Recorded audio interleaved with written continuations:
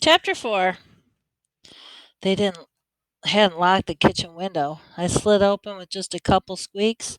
Then I was inside the Amos house, crouched down like a cat burglar. Quick as a rabbit, I looked under the table to see if they'd moved my suitcase. It was still there. I got a whole lot calmer when I picked it up, and it was the right weight. I didn't think they'd taken anything out of it. I couldn't be sure until I looked inside, but I could do that later. Took a deep breath, looked over at the ice box to see if the shotgun was still there. I let all the air out in a big puff when I saw it. Shucks, you'd think that with the Amos's being so doggone mean, they'd worry about leaving a big old gun like that out in the open. What if one of the visitors got real mad at them about something? I unlocked the back door, set my suitcase on the first step of the porch. I could make a quick getaway after I was through paying those Amos's back. I opened the screen door real quiet, went back into the house. Fair is fair. The Amos's deserved what they were going to get. I can't all the way blame Todd for giving me trouble, though. If I had a regular home with a mother and a father, I wouldn't be too happy about other kids living in my house either. Being unhappy about it is one thing, though, but torturing kids who were there, even though they don't want to be, is another. It was my job to make sure other kids who don't know where their mothers and fathers were didn't have to be put up with Todd. My heart started jumping around my stomach as soon as I reached out for that shotgun. It was a lot longer and heavier than I thought it would be. I lifted it and felt how solid and smooth the brown wood was against my shoulder. With it up close to my face like this, I could smell the gray metal of the barrel, the gun oil that Mr. Amos used on it. I aimed that gun at the stove and pretended like I was shooting an elephant, a dragon, or a tiger, or best of all, Todd. I imagined how it would feel to creep up into his bed while he was sleeping and put the shotgun barrel right in his nose. But after that, I'd have to do some quick moving to get grown up Amos's, unless they were real sound sleepers. The shotgun going off in Todd's room would give them a clue that something had gone on. So I lowered the gun. These things are just too dangerous to play with or take chances with. That's why the first part of my revenge plan was to get the gun out of the way. If something went wrong with the Amoses woke up, I didn't want them rushing down to the kitchen and get the gun.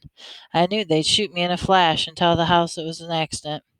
So I took the gun outside and I put it in the back porch in the corner where they wouldn't be able to see it until daytime. It felt a lot better when it was out of my hands. When I looked back in the kitchen, I started opening cupboards and looking for drinking glasses. The first one I had open was a jelly jar they'd given me to drink out of at supper time. I walked over the sink, turned it on one of the spigots. The Amoses had hot running water right into the house. I let that run for a second and warm up, and I put a dish rag at the bottom of the sink, and splashing around wasn't too loud. When the water was good and hot, I stuck the jellyfish jar underneath it until it was filled to the brim. I started down the hall. Todd's door came open easy as anything. I tiptoed over his bed. He was asleep, and his hands were crossed on his chest like he was ready for the graveyard. So I dipped my middle finger in the water. Felt like it was a perfect temperature. I held my breath, picked up one of Todd's chubby hands, and one of the older boys at the house told me if you dip someone's hand in warm glass of water whilst they were asleep, they don't have any choice but to pee the bed. It's something about chemistry and biology making some valve in your guts open up, and whoop, zoop, zoop. There you got a wet bed. So I started to dip Todd's fingers in the water, but I couldn't dip more than 2 fingers at a time. Todd's bed stayed as dry as the desert. I tried holding Todd's hand flat by pouring water over it, but he still didn't wet the bed. Finally, I decided just to pour the water on his pajamas pants. I pulled the blanket down and emptied the jar. His face twitched a couple of times, and for a minute it looked like his eyes were going to come open, but they stayed shut.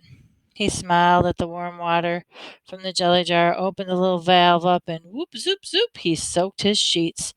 So I tiptoed out of the room, out of the hall, out the door. My favorite saying in the whole world is, "He who laughs best."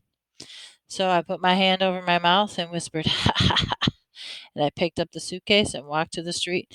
Man, I was in the I was on the lam, just like public enemy number one.